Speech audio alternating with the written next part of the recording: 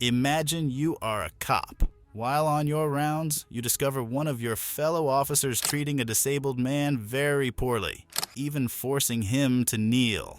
What would be your reaction? Discussing corrupt police officers is a highly sensitive matter.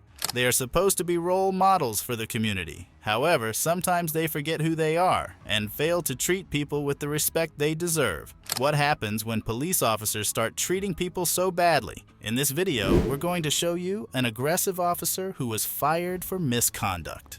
On July 26, 2021, Officer David Lance Dukes of the Orangeburg Department of Public Safety responded to a call regarding a man banging on a townhouse door allegedly with a gun in his waistband. He immediately reached the scene, drew his gun, and ordered a 58-year-old disabled man, Clarence Grailyard, and his cousin Mario Julian, who were standing in the parking lot outside the townhouse to the ground. Hey, let me see your hands. Berg, get on the ground. Get on the ground. Get on the ground right here. Get on the ground. You, burgundy shirt, get on the ground. Over here. On the ground. On the ground. Not knowing what's happening, Grailyard still managed to sit on the ground. But still, the officer Dukes forcefully uses his foot to attempt to force Mr. Grailyard all the way to the ground, causing his head to violently hit the pavement. Get on the ground! Do you not listen? Get on the ground!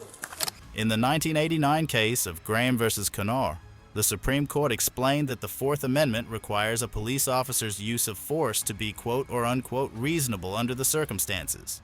It is also identified that 3 factors the courts should consider when determining whether an instance of force was reasonable.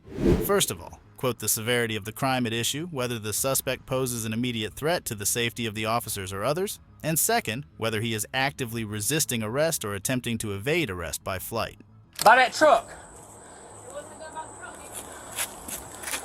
No gun. You're not listening, dude.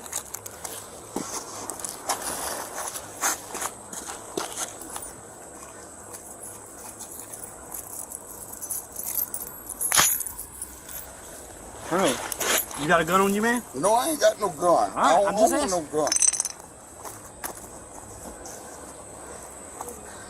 No. Here, Officer Dukes claimed to believe that Mr. Grailyard had a gun at the beginning of the interaction, and when he was walking from behind the white vehicle, he repeatedly told him to drop it.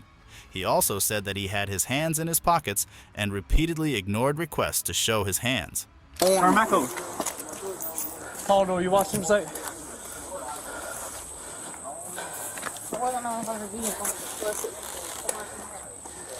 He had something.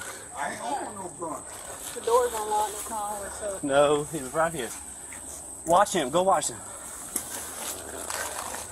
There it is.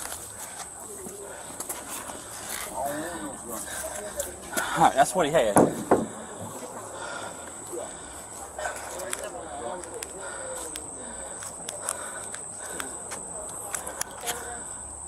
However, the body cam footage shows that Mr. Grailyard actually had his hands above his head, and that while Officer Dukes repeatedly screamed at Mr. Grailyard to get on the ground, he never asked him to drop a gun or show his hands. In the 2016 case of Armstrong versus Village of Pinehurst, the Fourth Circuit, which includes South Carolina, held that, quote, non-compliance with lawful orders justifies some use of force. But the level of justified force varies based on the risks posed by the resistance. That is, even purely passive resistance can support the use of some force, but the level of force an individual's resistance will support is dependent on the factual circumstances underlying that resistance. It's also important to note that when Officer Dukes was reporting what happened, he did not explain the method he used to take Mr. Grailyard down. He was in front of the car when I came up. And he was walking like this. And I thought it was a gun at first. I said, drop the gun, drop the gun, drop the gun, drop the gun. I had him at gunpoint. And he's over here doing something like this. You slam my head. You slam my What head he was doing is down putting in this up behind the tire. So he comes over right here. He got his hands in his pockets. I'm telling him, let me see your hands, let me see your hands, let me see your Why you hands. bust my head then? He wasn't listening.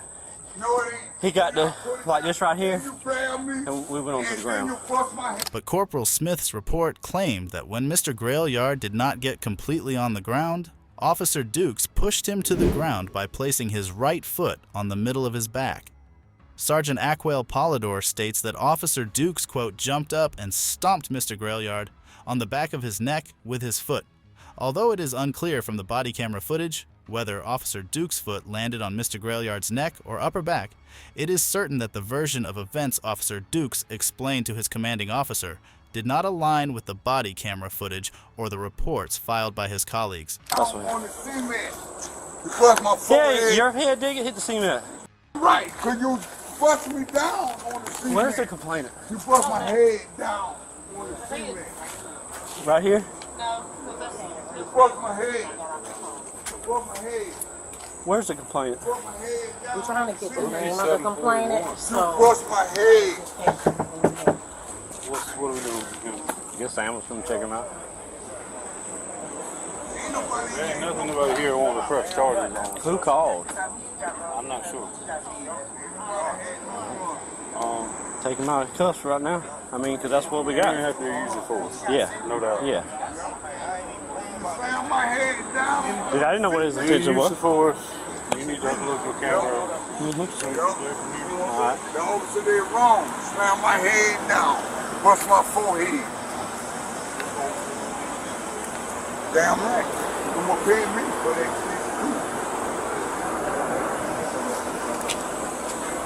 Mayor, I'm going to take that into evidence of what he had. What? Well, I mean, you know, that's the reasons I did what I did. You know what I'm saying? That's where I'm coming from. No gun or nothing. Because when he was behind the truck, I couldn't see what he was doing. And I didn't know where There ain't nothing there. that went. If it was still in his pockets when he come around that car with his hands in his pockets. These dogs officer. Got it on camera. Okay. Yeah, a dog Alright, that's stick. fine. A dog stick. So he can come out of cuffs? Yes. Take him out of handcuffs. Yeah, he can come out.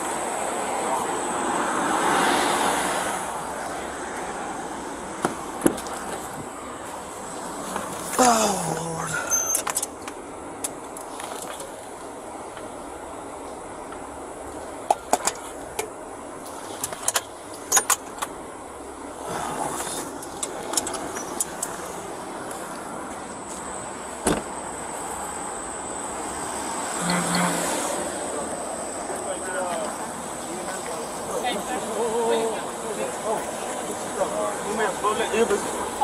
You may check it out. you mind looking?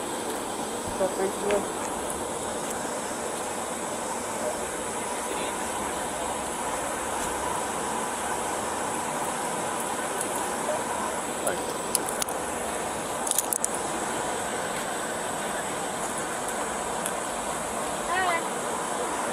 Good, how are you? What's going on? Officer slammed my forehead down in the cement. Okay. In the wrong for that. Did you consciousness? Yeah. When Mr. Julian asks Officer Dukes for a business card, he claims they are not issued cards by their department. However, Sergeant Polidor immediately corrects Officer Dukes, states that they do have cards, and provides Mr. Julian with the information he requested. In the 1997 case of State v. Lyles Gray, a court of appeals in South Carolina upheld convictions for offenses against an officer in the Camden Police Department for her conduct. During a criminal investigation, the court explained that, quote, under common law, obstruction of justice is an offense. To do any act which obstructs or hinders the administration of justice, and that, quote, misconduct in office occurs when persons in public office fail to properly and faithfully discharge a duty imposed by law in this situation. The court concluded that the officer obstructed justice and committed misconduct in office by failing to interview witnesses after her daughter was identified as a suspect, obtaining a false arrest warrant for another suspect, and withholding evidence. Here, Officer Dukes intentionally lied to Mr. Julian in an attempt to avoid accountability for his actions.